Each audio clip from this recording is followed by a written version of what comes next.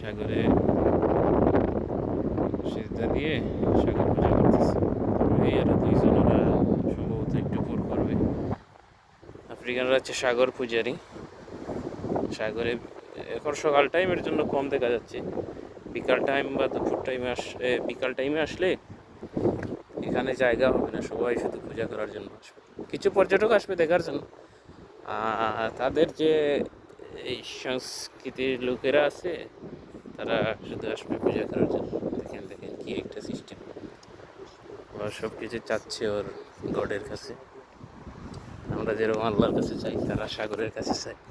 কি অদ্ভুত এক জিনিস।